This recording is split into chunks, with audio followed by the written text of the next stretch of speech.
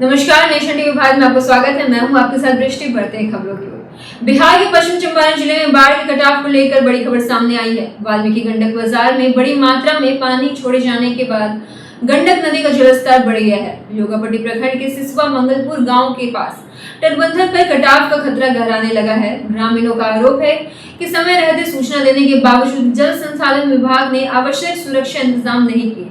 ऐसे में गाँव को बचाने के लिए ग्रामीण खुद से ही सैंडबैग लगाकर कटाव रोकने में जुट गए हैं। लोगों ने प्रशासन से तत्काल स्थायी कटाव रोधी कार्य शुरू करने की मांग की है। इस जगह जगह जन बा की बाला पाइलिंग के बोरा 15 फीट 10 फीट 15 फीट 10 फीट बोरा धस गई बा। तो हमने के जे भी जे साहब SDO साहब जे भी आओ तो से कहल जाता है कि बोरा धस गई बा, एकरा बोरा सी के स्टॉक करके रखल बा, जे में बोरा डाल दी लोग तो खाली कहतल अभी ऊपर से आदेश नहीं खे आयल, ऊपर से आदेश नहीं खे आयल। यही तरह आदेश लेते देते पर साल पूरा गांव कटवा दिए लोग। आ बोरा सब सी के स्टॉक करके रखल बा, बाला में जितना जियो बैग बा धसल जाता है।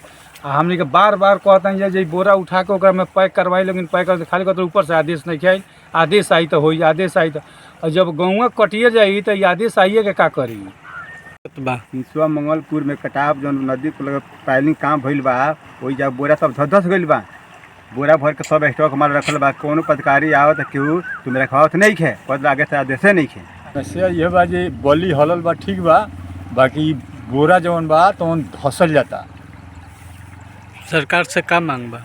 सरकार से यह मांग बा जी एकरा में डलाव बोरा डलाव, यही करते करते पूरा गांव कट गई।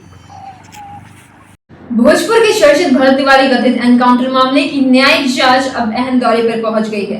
जांच आयोग के समक्ष तीसरे दिन हुई सुनवाई में भरत तिवारी के भाई चंदन तिवारी और घटना की प्रत्यक्षदर्शी होने का दावा करने वाली ललिता देवी ने अपना पक्ष रखा। दोनों ने आयोग के सामने घटना वाले दिन की परिस्थितियों को लेकर विस्तार से बयान दर्ज कराया। गवाही के बाद मीडिया से बातचीत के दोनों ने दावा किया कि भरत तिवारी ने पुलिस के सामने हथियार डाल दिया था, जिसके बावजूद उन्हें गोली मार दी गई।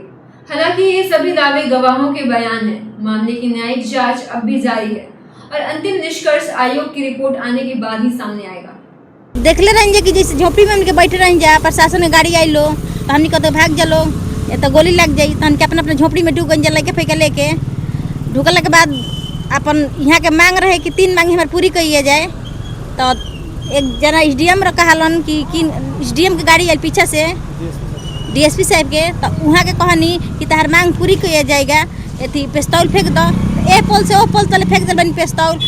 प्रशासन दऊ के हथियार उठा ले बन, आ कंधा पर हाथ ले जाके होने धो के आ पीछे से तरह मार के आ उठा अथी मार दिल बन 3 गोली मारला के बाद जय भारत जय हिंद बोलल बनी। आ बोलला के बाद गाड़ी में घिसिया के वहाँ के टांग के फेंक दिल वालो आ लेके चल गई वालो। जज साहब का यही सवाल था कि पुलिस वाले के सामने उन्होंने सिलेंडर करा तो गोली क्यों मारी। तो मैंने बताया कि उन्होंने सिलेंडर करा और 20 मीटर ले जाकर आगे गोली मार दी गई। कितना देर बात हुई आपसे? मेरे से आधे घंटे। और जज साहब ने क्या कहा, क्या आप उनके समक्ष बातें रखी, क्या मांग की आपने? मैंने यही बोला कि न्याय दिलवाया जाए और जो भी इसमें है पुलिस वाले कर्मचारी हैं उनको फांसी की सज़ा दी जाए और जल्द से जल्द गिरफ्तारी हो। बिहार के पश्चिम चंपारण जिले के बगहा से मानसून की पहली बारिश ने नगर परिषद की तैयारियों पर सवाल खड़े कर दिए हैं। लगातार हो रही बारिश के कारण शहर के कई वार्डों, सड़कों और मोहल्लों में जल जमाव की गंभीर स्थिति बन गई है। स्थानीय लोगों का आरोप है कि मानसून के पहले जल निकासी को लेकर किए गए नगर परिषद के सभी दावे पहले ही बारिश में फेल साबित हुए। NH 727 समेत कई प्रमुख मार्गों पर पानी भरने से लोगों का आवागमन प्रभावित हो गया है। स्थानीय नागरिकों और जनप्रतिनिधियों जल्द से जल्द स्थायी जल निकासी व्यवस्था की मांग कर रहे हैं। सरकारी योजनाओं का और दूरदर्शिता पूर्ण निर्माण का परिणाम है, जिसने मानसून की पहली बारिश ने ही नगर परिषद की सारी व्यवस्था और NH का जो नाला निर्माण हुआ है वो गलत तरीके से निर्माण होने के कारण यहाँ पर हमेशा पानी और जल जमाव लगा रहता है।